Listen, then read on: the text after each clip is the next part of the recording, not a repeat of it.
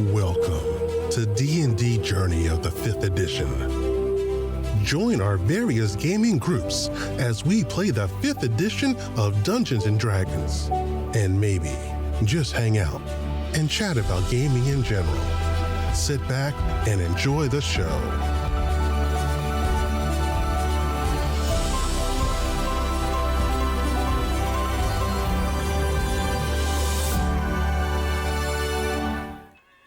Hi, this is Kelly, aka Trixie from Ragnarok and Roll, assigned to Ragnarok Story, and Tilda Wimblewick from D&D Journey of the 5th edition. First off, I would just like to say thank you to everyone for listening to our varied adventures, as well as for rating us on iTunes and rpgpodcast.com. If you haven't rated us yet, we would greatly appreciate it if you could. And if you're looking for more ways to support our efforts, we are now on Patreon, a great site where you can help us continue making more podcasts, as well as some special surprises for our patrons. If you can, please look us up at www.patreon.com/cppn. Every little bit helps. And again, thank you for listening. Hey guys, Jim here, And Kelly. and we hope you're having a good time. We wanted to review a book that we've had for a while, but we haven't really gotten to play. We wanted to play it before we reviewed it, but we figured we might as well review it because we want to make sure to share it with you guys, and if see if you want to add it to your bookshelf. Yeah, And because we that just never quite had the opportunity. is true. It's ever since that whole COVID thing, getting groups together to play in person has definitely been difficult. But it is the 5th edition compatible Wardlings Campaign Guide. Originally, it's done by Renegade Game Studios and WizKids, which I will totally throw it out there. With WizKids, they actually have a lot of the minis for the items out there available. Well, they were crafted hand in hand, you can tell, because some of the illustrations in the book are basically of a miniature. But, I like that they were thinking of that. That's one of the things that I liked about it. When they were crafting it, they obviously, because it is geared for kids or the inner child, because children are the heroes, So I think when they crafted it and they were very thoughtful about how they did it, because, we like to, play with the miniatures and use the miniatures. They actually created the miniatures already pre-painted. So they come, complete right out of the box, and which is fantastic, because then, you don't have to, it's ready to play.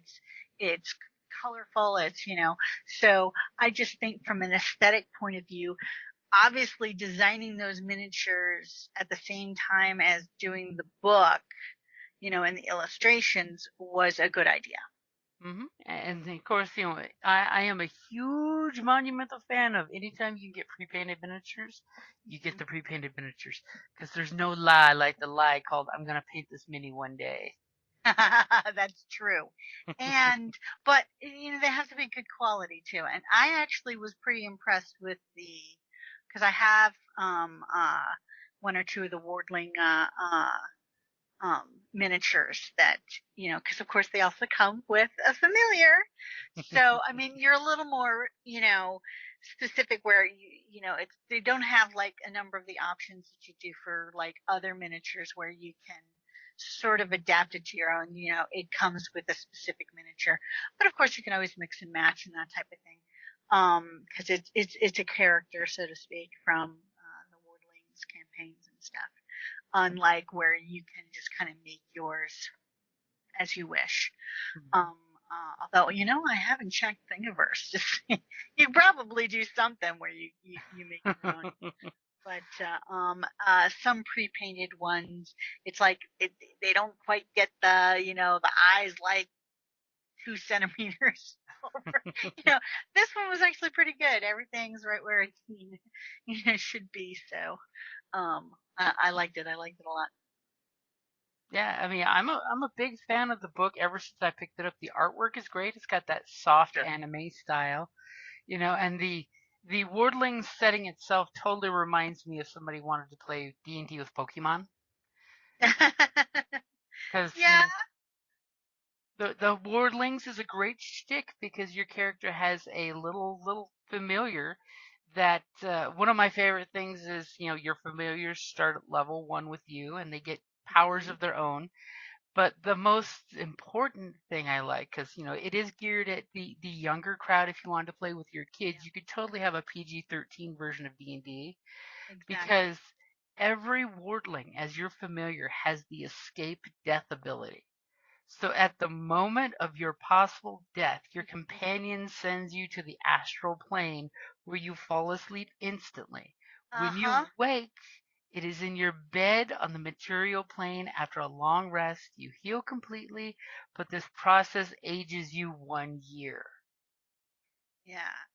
So that is good because it does give you there's always they won't have to necessarily feel that pain of when you're dealing you use like especially for a kid, you put your heart and soul into creating a character to then and you give it backgrounds and you give it because it encourages this book encourages you to write the backstory, Mm-hmm. which I think is good. I mean, that's brilliant, especially for, it helps get kids involved in, um, but then to have that character die would just be, you know, It very difficult. sucks.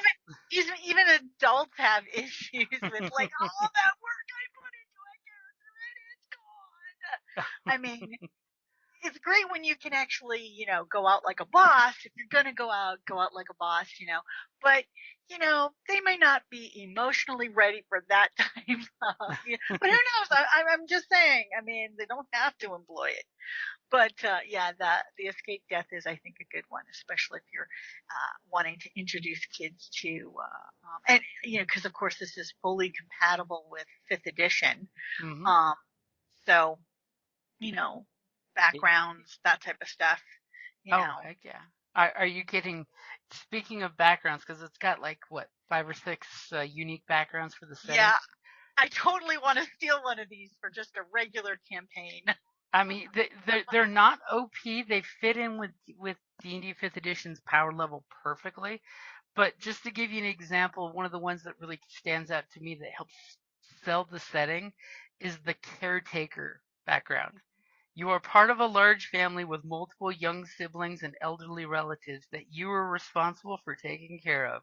Because of this responsibility, it was important that you learned proper bedside manner and basic medical care.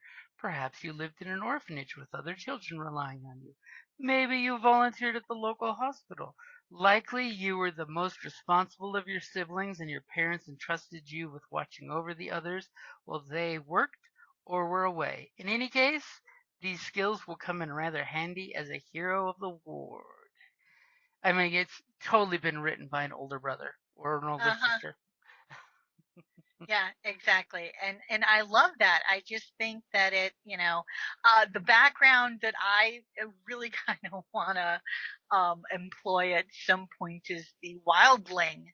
Oh, Um or hold it. I think I'm yep, the wildling. yeah, wildling. You know, because you're basically essentially you're raised by wolves. You're raised by some animal, and how you and the different items that it gives that you can roll for on the chart. Some of them are awesome, like you learn a new word and that new word you use incessantly. Could you just imagine? I could have so much fun with that. So it's like popcorn, popcorn, popcorn, pop, pop, pop, pop, pop, pop, pop, popcorn, popcorn. you know, it, I mean, I mean, the you the know, wildling is perfect for Tarzan or Mowgli. yeah. Literally, you were raised by wolves. I mean, one of them is any food you see is just there to take. I mean, that can be so much fun, especially if you go into an urban environment and like you just pick what, it's just not not here for It's I food. just I get a kick out of it. I gotta say, I I don't want to employ that one.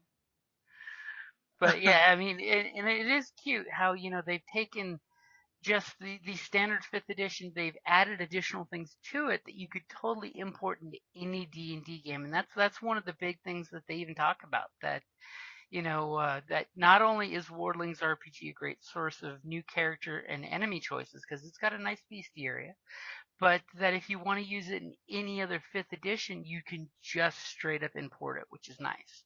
I'm a fan Hmm. of anything that gives your GM some new stuff that they can totally just borrow and stick into another setting because it makes your GM's life so much easier. Yeah. I mean, and from what I've read, I mean, everything will pretty much blend well, Hmm. you know? But again, I kind of, again, like the rule, you can play a very, unlike well, now the name is totally going out of my head. The one where that's the sort of like the university,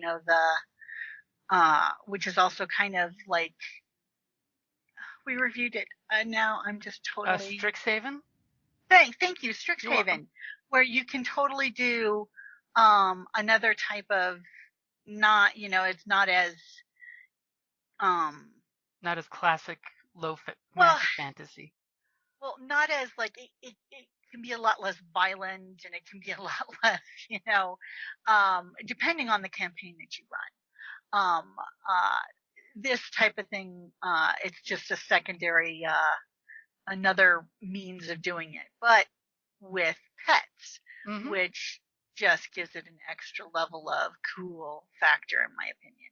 And the fact that you get to basically role play two characters because you get to play your pet as your Uh wardling as huh. well. And honestly, it doesn't add it's not like a major power creep because it's just cool to have that secondary bit of character to your character. Because come on, we've had many characters in many games where they wanted to basically train an animal to be their friend. It's not like the ranger pet or anything like that, but it's still an animal that you can give commands to and things like that. And Wardlings is really good at that. I mean, one of the things I love is the fact that you can basically stabilize your wardling just like a player. So if you hit 0 hit points, you can use your medicine check to just do a DC 10 check to stabilize the creature. And, that way you can, not have to worry about killing it. And the Yeah. if it isn't healed, they automatically regain 1 hit point every after 1d4 hours. So that way, as the game continues on, they will come back. You know. Yeah, and like, let's use an example that we haven't, that people may have listened to, in the Daggers of Freeport. We have, Sixpence, who is the poor familiar of Regic, um, Oh. uh, and this poor bird is now been killed, and it's a magical familiar, Mhm. but it has been so abused, I would say, but like, because you know, that Oh. it's a little twitchy now, and this prevents that type of, mismanagement. Yeah, because I mean, he doesn't. With 100% within character. It's not like he's, you know, I don't want to make it seem like he's a horrible person. Oh, he did did I go. lose you? Nope, no, I'm still here. He did go Okay. from a rogue mastermind to a warlock of Cthulhu, so Yeah. So that it kind of kind throws of things out his right there. yeah, his sanity is still a little sus. I'm just saying. But it is cool that each of the when you pick your characters, different race, the way you come out with familiars is that you have a familiar that is charged with protecting you until you reach adulthood. You know, Yeah. it's just a really cute, fun concept that just it really does add an interesting, fun feel to it. I Yep. mean, I gotta say, it is a D&D, I would totally say this would be on the it would be, high magic because of course you've got magical pets that protect you, but it's more tongue-in-cheek fun PG-13 D&D and not gritty dark fantasy. Uh-huh. Exactly. There's um a brightness. Well, I mean, because of course it's the whole background with the twin gods that created you know, uh, Mhm. the power of Or, and then you have and how the story of how everybody had it and not Or, the land, this land. Um, but because adults started to, you know, they started to industrialize and they started to, get away from the land so much, um, uh, and greed and, progress, type of thing. The gods said, nope, sorry, you guys don't deserve it anymore. Only the kids can have the magic, Mhm. basically. They're the protectors. So, I mean, I think that's kind of interesting. Um, they're the only ones, and then once these children reach 18, they start to, as different things take over, they're one starting families. They're, it's they grow. They have to put away childish things, so to speak, and they lose the power. So it's, I kind of like that whole Mhm. It literally gives you that whole Peter Pan feeling. This is your era of exact of going out and adventuring, lost boys, and I but in to- a protective way. mhm. And I totally love how they put a younger twist on some of the abilities, like the barbarian. The fact that the barbarian's been changed up so it has the tame tantrum ability. Because I'm like, oh yeah, that was so somebody who's been around a kid that's had a tantrum. Yeah, I have a feeling this whole thing was created like by a couple parents that, gamers that, they have kids, but they don't necessarily, and they want to introduce uh, RPGs to kids, but in uh, a safer way of, Hmm. less, more controlled and innocent, kind of way. And I think they did a really good job. I definitely approve. I mean, come on. The bards have the College of Rhyme.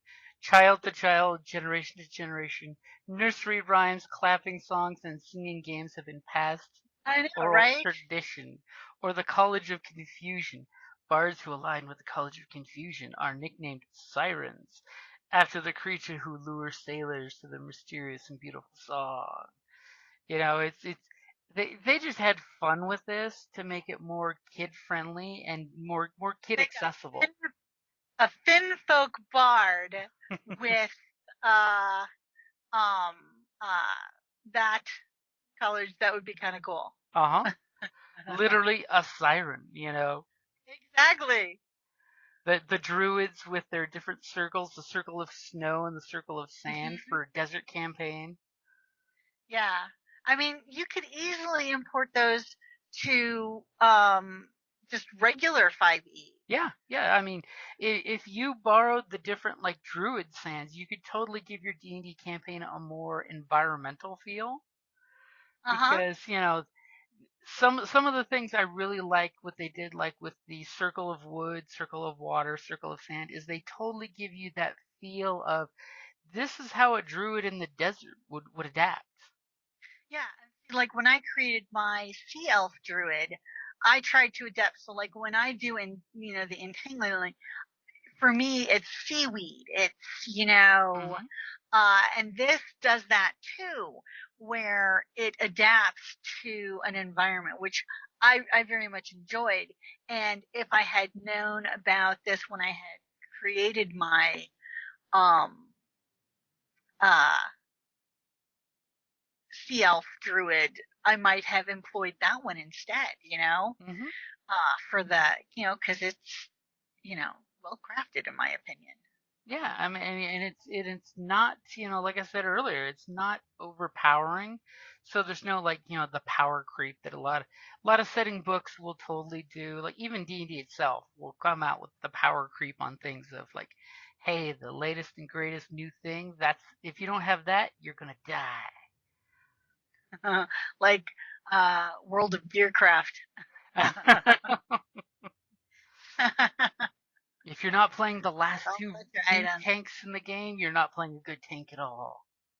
Yeah. See, you know me, I love World of Warcraft. But I'm not one of those players that obsesses over, uh, getting the Every high tier. weakness. If I don't PvP, I don't, I just enjoy playing the game. Hmm.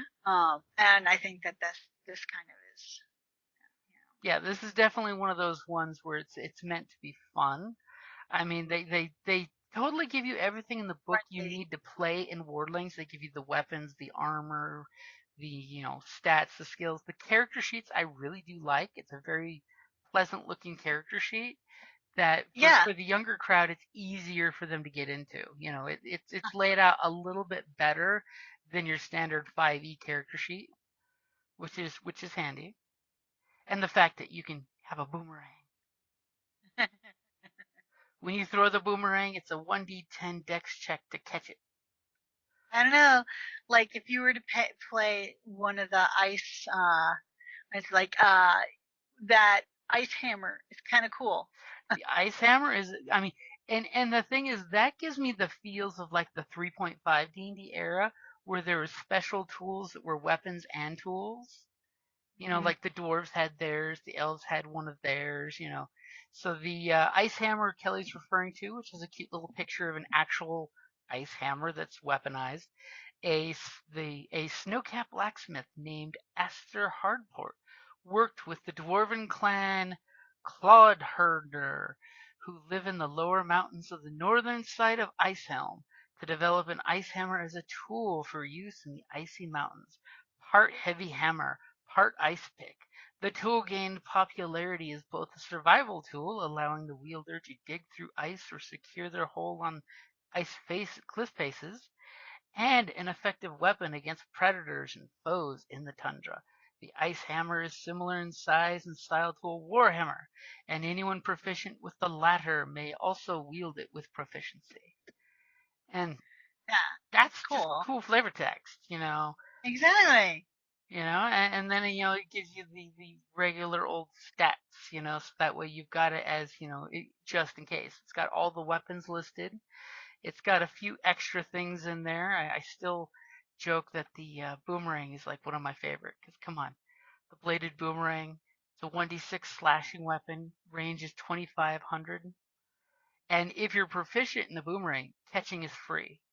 If you're not, you got to make a dex save to make sure you catch it. So it gives you that total Mad Max, I'm just saying, feel as the wildling that threw his little metal boomerang,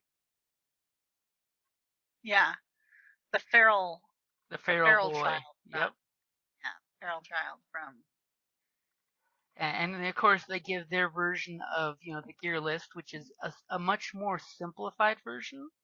So it's basically like for your barbarian, a martial weapon, travelers or common clothes, 4 javelins, and an explorer's pack.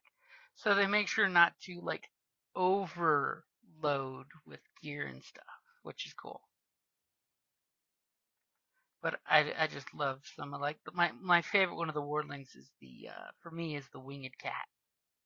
I see. That's one of my favorites too. I kind of like some of the like the little tree guys, just like or the winged serpent, but the winged cat, you get the best of both worlds. I think. Mm-hmm. Uh, but it allows you. There's many choices, so you can craft your characters. And I would love to see if we were to do the game or like a campaign with that is like each of them have a different familiar. You build the characters together just to get that, because then you get a sort of rounded, not only rounded out with characters, but rounded out with the familiars. Mm-hmm.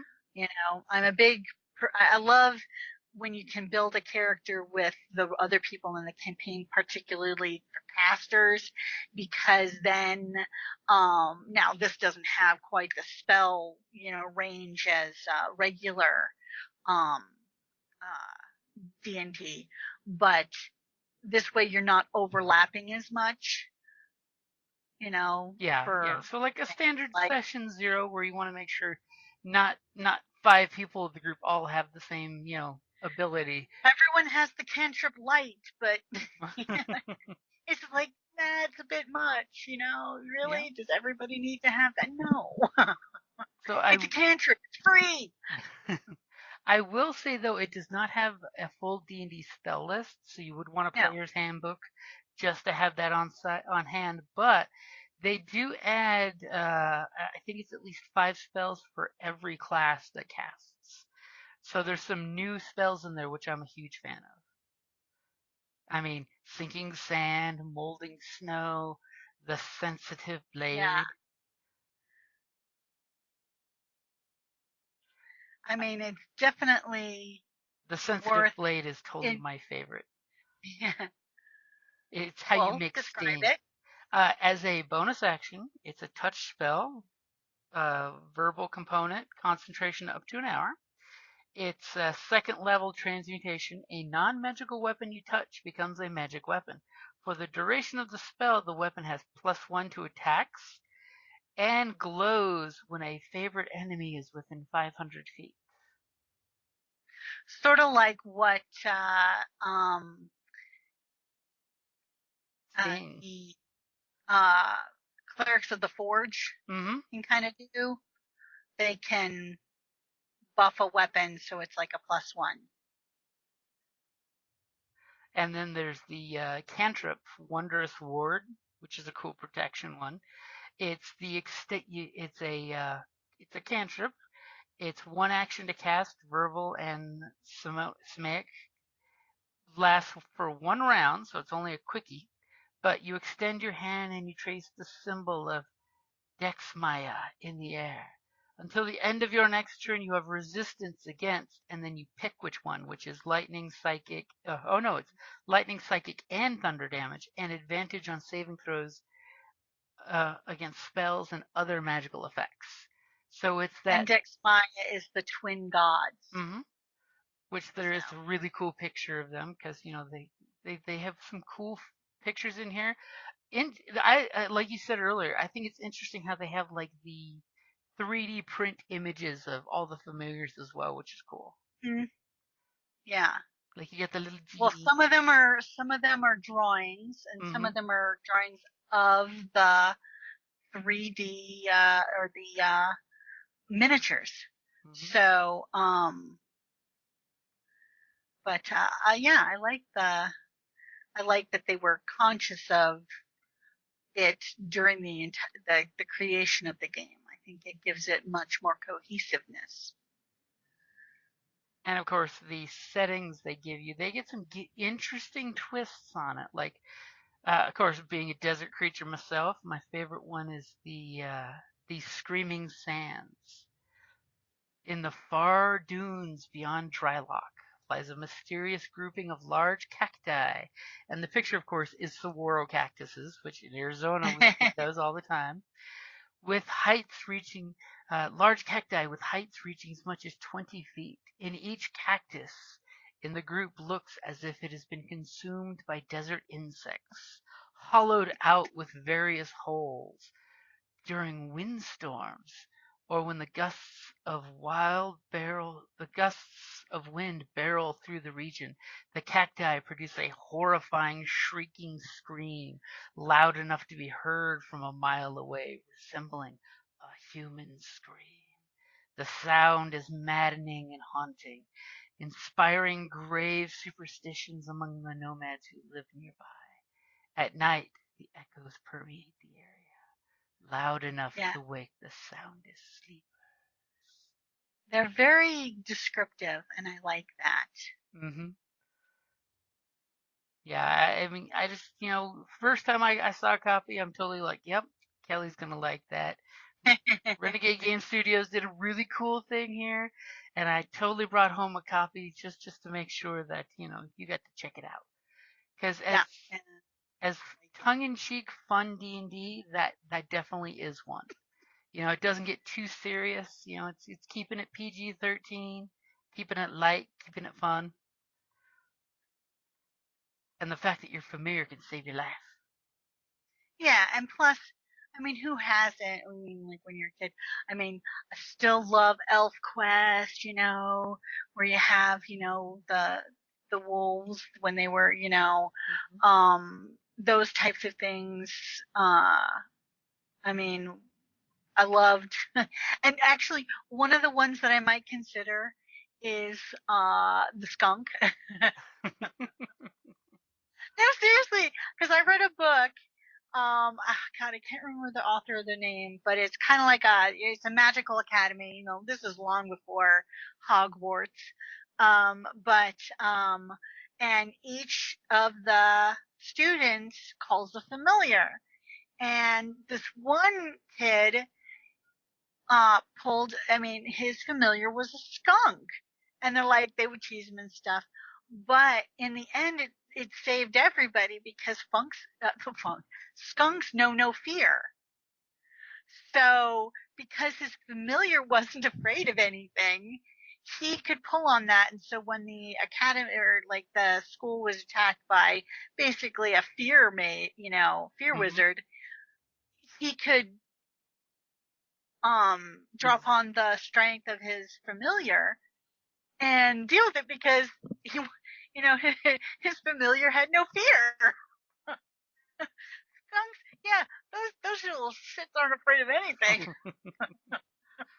For some reason in nature, the black and white striped Skunk pink and the honey cat. badger, yeah. But they're still kind of chill. Mm-hmm. That's what I like about it. Honey badger's not chill. No. Honey badger ain't chill. Skunk is chill. Honey Badger don't care. That's what Honey Badger don't care. Honey Badger Yeah, but gets bit by snakes and just takes a nap. but the underrated skunk, of course, and while I would hate to be sprayed by one, that would be bad. But all in all, yeah, I thought it would be kind of cute. I think the Squatch, the one of the character types or human types is a Squatch. I think that's one Mm-hmm. of their One of the player preferred. races. Yeah, well, yeah, one of the player races, the Squatch, has it as one of their, I think, preferred animals. Uh, It's yeah, just hold on fun here, saying the squat. Squatch. Yeah. Favorite familiars include hawks, badgers, skunks, rabbits, and squirrels. Squirrel. You just love a squirrel. They're so cute. The fact that the Squatch has the inspiring roar. You inspire others to work well together. Due to your upbringing in a cooperative society, to do so, as a bonus action on your turn, choose one or more creatures you can see who are allied with you and within 5 feet of each other. These creatures get +3 to every ability check, attack roll, or saving throw they make during their next turn. You can use this feature a number of times equal to your charisma modifier. You know what that means. And how Squatch cool is Bard. that?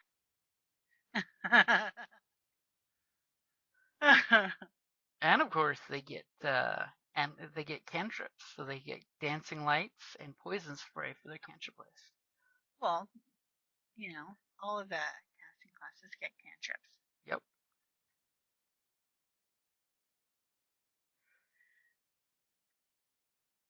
So, all in all, I think it's well done. Hmm. And it's Fun just team up enough too. new stuff, just enough old stuff, and it's you can tell it's a labor of love because they put so much work into it. And the illustrations, One thing I really like about it is it's just they're bright, they're colorful. So I think that they're going to be very engaging for kids. I mean, one of the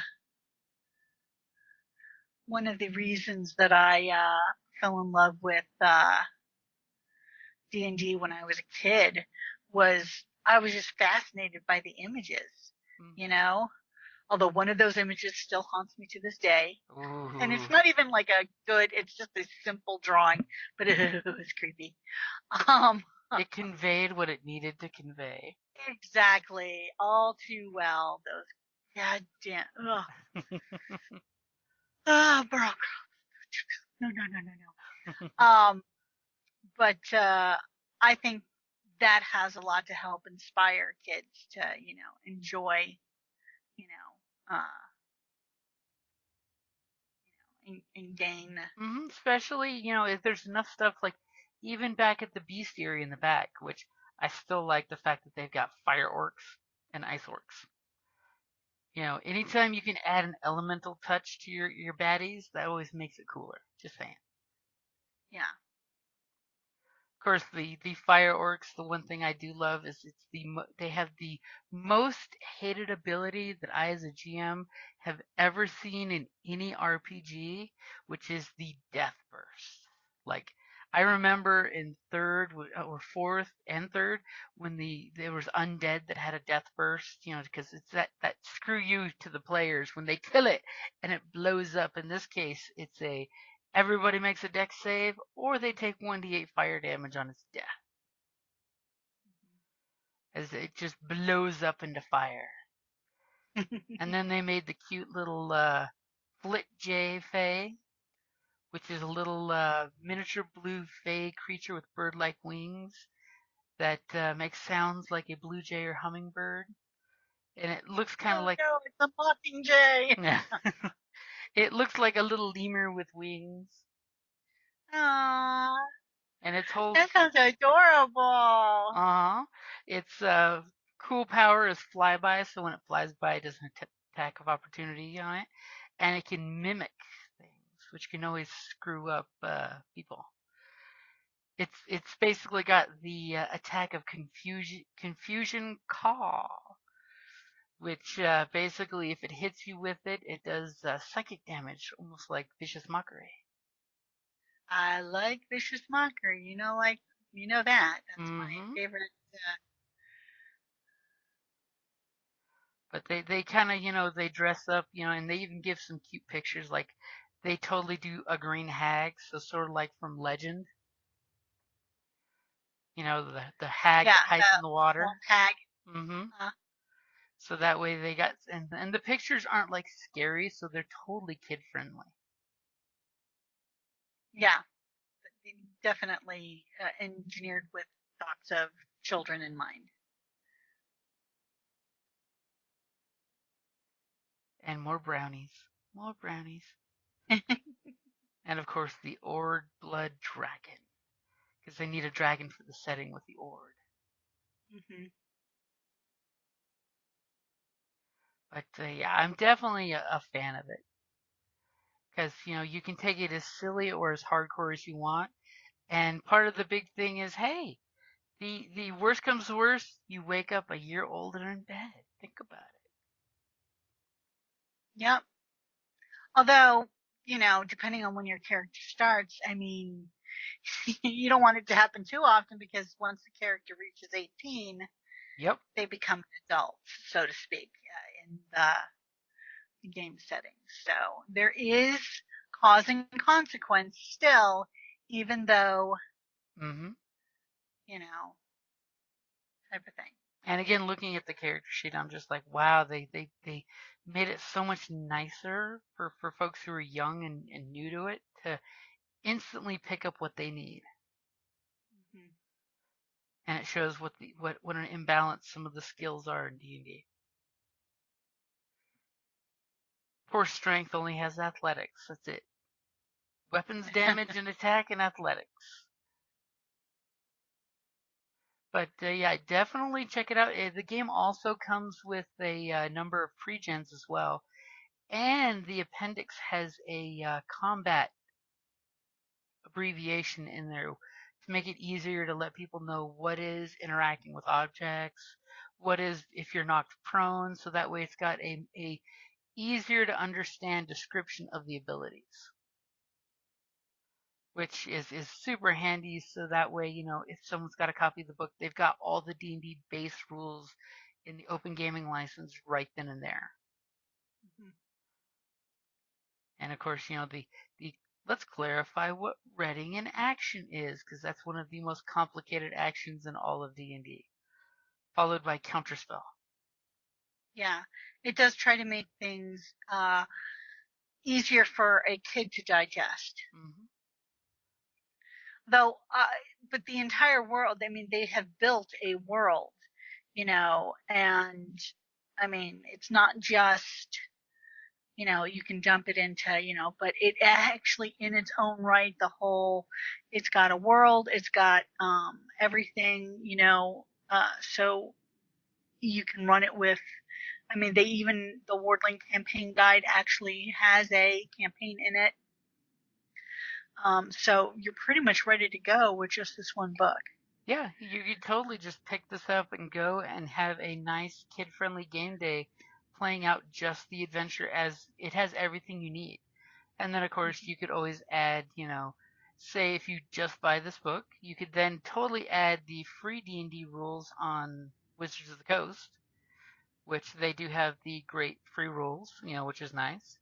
So in theory, I do believe the game book is what, $40 on the price tag on the back, I think. Hold on. Yeah, well, that's what on the ISBN On the above it, it's 40.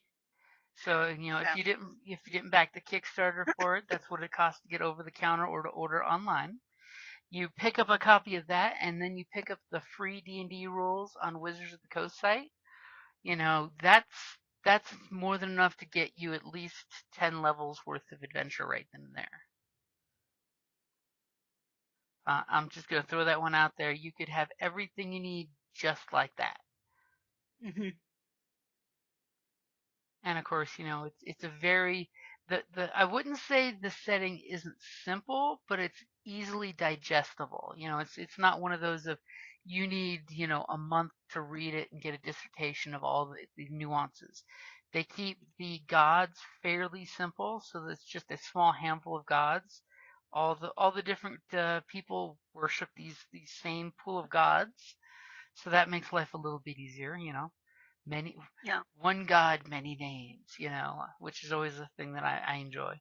And then how it gives you the simple breakdown of, so here's the trouble happening at the Furrowwind farm, and go. Mm-hmm. Doesn't have to be some crazy meet in the tavern game, because guess what, you're kids, you should be at the tavern. Yeah, and one thing that because it's basically unlike some books, this actually has a bookmark built in, just Oh, as an yep. FYI. I'm a Just a huge random fan of that little, that little which is little kind of yeah. nice. Yep. It has one of the ribbons. But for you're automatically assumed to be of a good alignment. So it's not really on the character sheet type of thing. So one thing to note, that if you're creating a character, or you want to like export them, say, to a regular campaign, like their character sheets don't actually have The alignment system. Yeah. the alignment system. So because automatically with this one, you're a good person. I mean, you are. They don't. There's no necromancer. You can't play necromancer. You can't play, an assassin. Come on, You're a wardling. You are a protector. you're a teenage wardling, so of course you're chaotic good. Yeah. Well, that's so but the creatures have alignments. Mm-hmm. Creatures are chaotic evil, or that type of thing.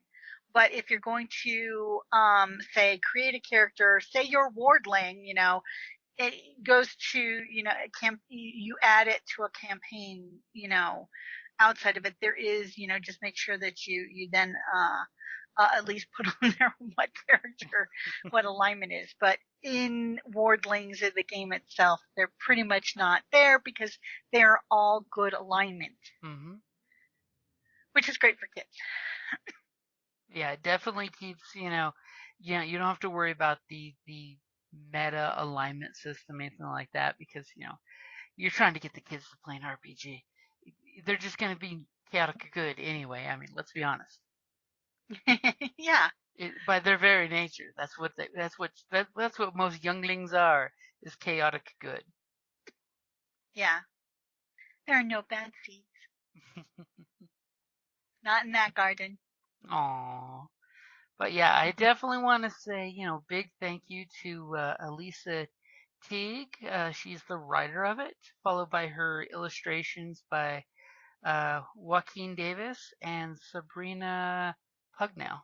And I'm sorry if I butchered those names.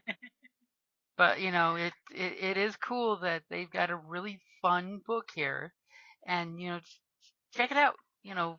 I do believe there are PDFs available. It is available on Amazon, DriveThru RPG, all the good places. It can be its own self-contained game, or it can be part of your D&D game. And it basically uses the same Open Gaming License 5th edition rules.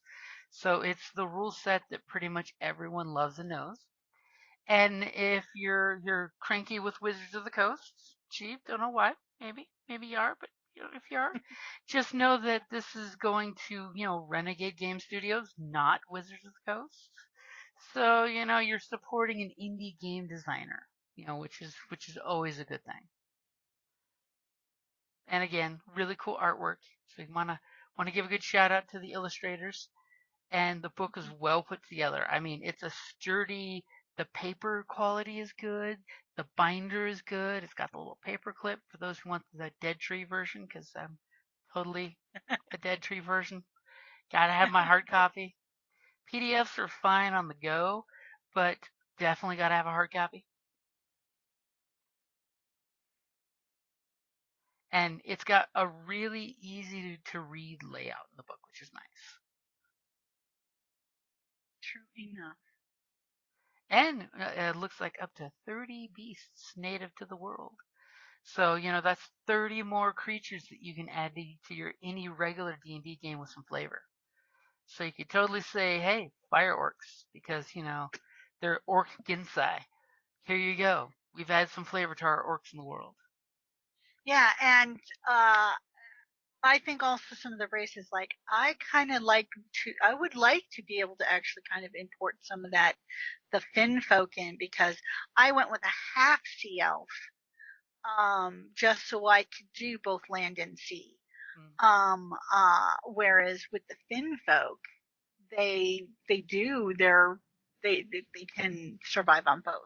Whereas a regular sea elf would have to submerge, for so long outside of that. That's why I went with half elf, which is fine. But this way it's automatic. But very interesting. Yeah, I do like in some of the different races, they have like your base swim speed is 30 feet. If you are medium size, or 25 if you're small. So for the Finn folk, you can actually pick, are you a small Finn folk or a medium Finn folk? And of course, you get all the cool things like underwater breathing, resistance to poison, enhanced dark vision, which means you get twice the normal distance of dark vision, which that's always nice. And of course, I know why you'd like the Finfolk, because they have the cantrip of mending and prestidigitation as a flat out cantrip. I love those together. There is no excuse to have, be unkept or. I had this one bard who had, and she was, obsessed with being clean. She was without her magic for weeks because she was in a prison, and first thing she did press over and over to clean yourself. Because one must Terrible. be clean. Exactly. And every aspect of this has its own flavor, which is nice. And I know I'm going on and on about how guys, check this out. Totally. I totally need to give them a review myself because I don't think I've actually reviewed the physical copy we got over at Oh. TGG. But yeah, check it out. It's got enough that you could base an entire 1 to 20 campaign on it, no problem. Granted, your characters may age out and have to get replaced by their siblings, but that could totally be a way of when your character retires, that one of their younger brothers or sisters or cousins take their place. So it's not the I was crippled and forced to retire to a tavern owner. It's the it's time for me to grow up and get a job. I'm passing Yep. it over to like I'll totally throw it out there. This game and Craig and the Creek totally synergize. You got the young kids out adventuring, but on their own time in their own little fantasy world. Hey, the one with the parakeet's already a wildling. Wardling. Wardling. She's totally a Here's his fighter bone with the sword. Wardling. Come on. But yeah, I mean, and it's easy to have fun with it because just like in regular D&D, the rules can be as hardcore as the rules you want them to be, or just be very relaxed. You know, at no point in this book did I ever see anyone talk about rations or food. Just saying. But there's plenty that you could dive into this and enjoy. Plenty of artwork that you can show. There's different NPCs that are put in here.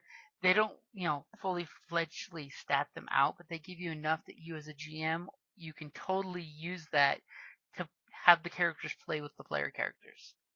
Yeah.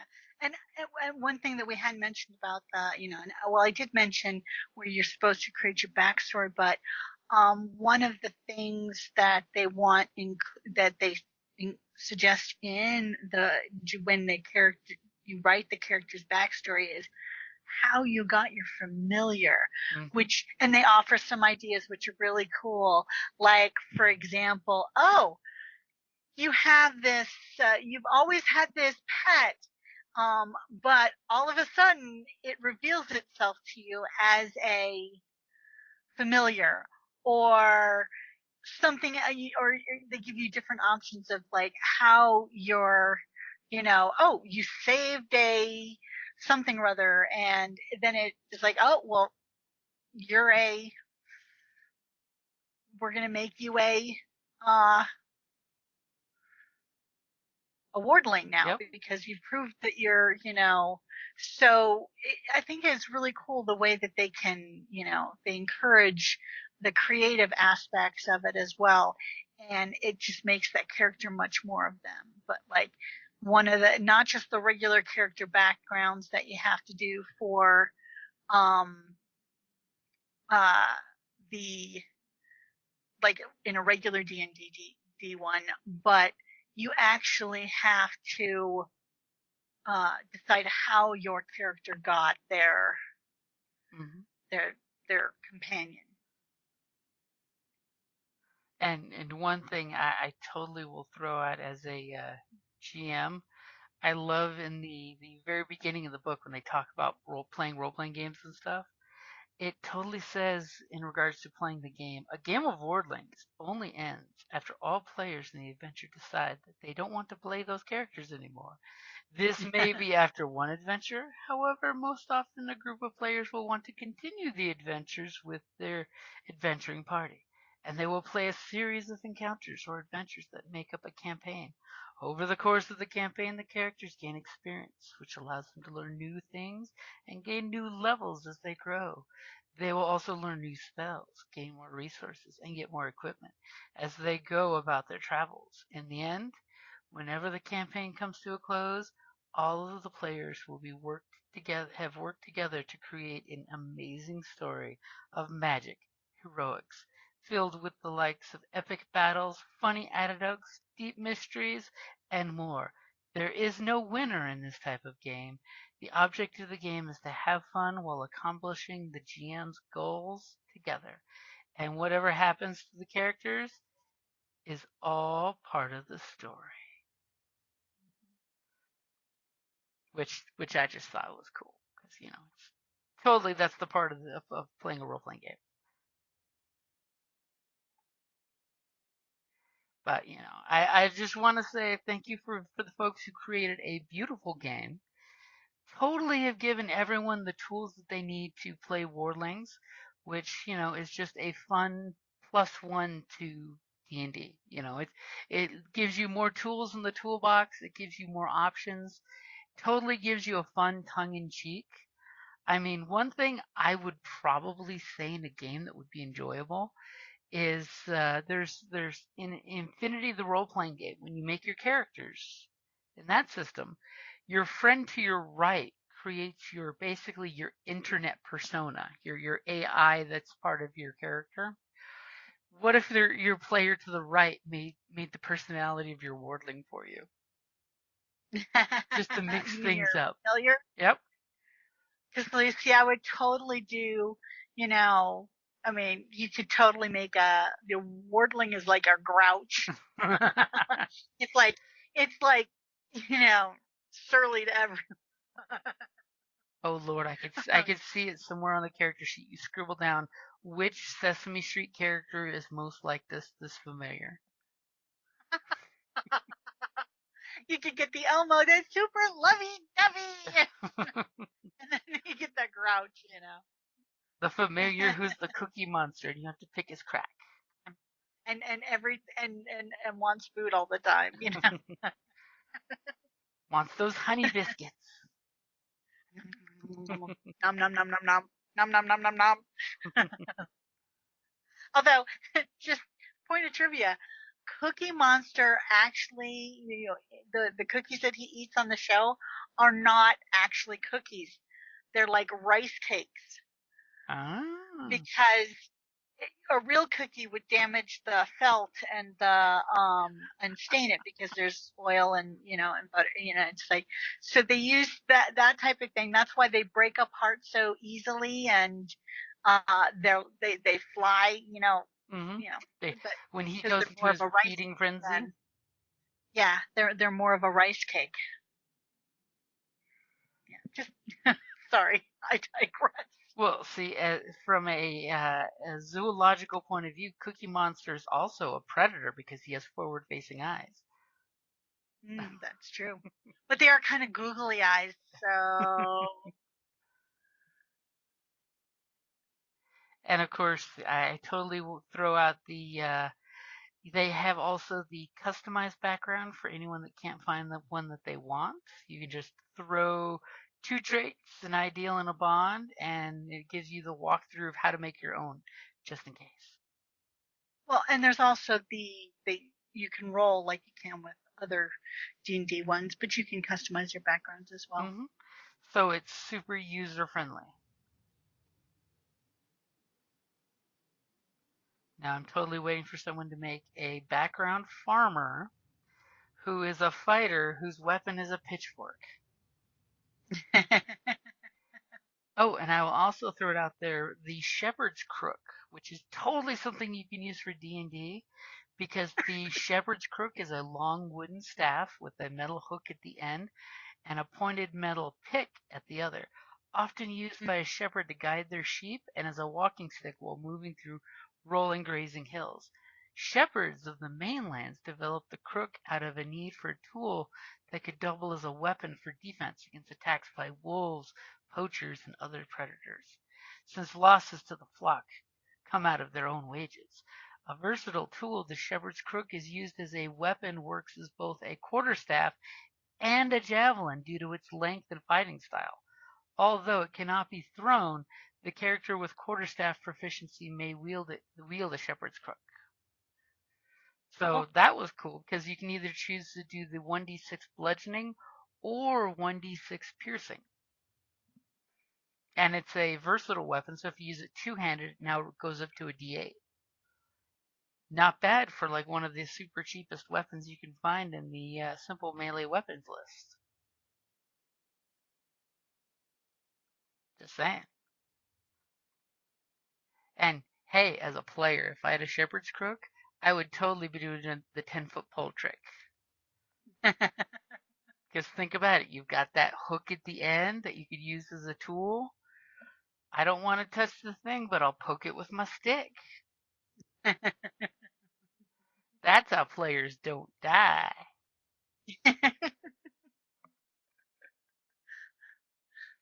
And you could always use it to hook an animal and pull them up from a precarious position. That is true. So, is there anything else you would like to gush about Wardlings? Yeah, I think we've pretty much covered most things. But yeah, I mean, I'm just the quality of the book itself. I will reiterate illustrations. Uh, they even what one of the things was the map is so reminiscent of like the original maps from the older D&Ds. Mm-hmm. Greyhawk And it, just so it's a nice. They're well done. They're beautiful. and it's just detailed enough to give you locations, just vague enough that the GM can fill in things in between. Exactly. Yeah, that's the map on old page 103. I bet you're looking at. Uh huh. Yep, no increment of measurement, so that way it's is as detailed or not as possible, and it totally hints that there's another continent across the way, Hmm. which totally Well, tells me they there could tell always be you, a supplement. yeah, because the continent this takes place on is Naur. Hmm. I do love the fact that the sea is named Saari. It could totally just be the kids call it Starry Sea. Yeah. But definitely check it out. I'll totally post some links for Drive Through RPG in the show notes, as well as an Amazon link if you want a Dead Tree version. Totally get it because just to have, if you wanted to get the younger crowd involved in D&D, this could totally be done to do that. Because that way, hey, you can have your character and your magical companion as well. You Hmm. know, and the fact that who doesn't want to fight bad guys called mud puppies? Just saying. Yeah. But definitely thank you for hanging out with us. Thank you for checking out Wardlings. I totally think we need to start getting back to doing the reviews, especially for the indie 5th edition game books. Just gonna totally throw Hmm. that out there because those guys need love because they don't have the budgets of the big book companies to get their stuff out there. So anytime you can get an indie books, character out there so people can see it, love it, want to touch it, definitely go out there and do it. And if not, just like on page 115, the shops could be closed and their sign could say, sorry, closed indefinitely. But definitely check it out. Give it a playthrough. I mean, who doesn't want to have to, deal with some friendly brownies that live under the cupboard? Heck, I want the brownies that clean your house in exchange for honey and cereal. That's a hell of a gonga deal, I'm just saying. You want the Landvetta and the brownies to do their job. I'm there for it.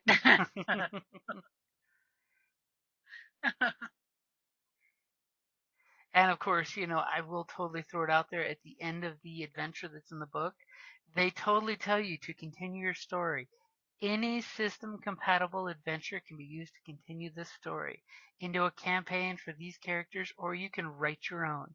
Adventure hooks directly related to this adventure that you may want to consider are finding the 6 missing children that Gorgok the Green has sold, tracking down the mysterious evil Finfolk sorcerer on the Stone Mist Island, traveling to a nearby city to purchase new weapons, armors, or supplies with the treasure earned, or exploring the Wildwood and looking for where Gorgok the Green may have escaped to, or calls from the character's family in their home village to help with a problem. I mean, those are all great freaking here's your next chapter idea. Which one of these do you want to do? Roll a 1d4 and you mark off each one as you use it. I mean, everybody wants to go after the witch, I'm just saying. But thank you guys for listening, and definitely check out Wardlings. It is an awesome campaign setting, an awesome campaign guide. Don't let the onkheads bite. There's totally a lot of onkheads in a bunch of things. It's awesome. Everybody likes giant ants. I'm just saying.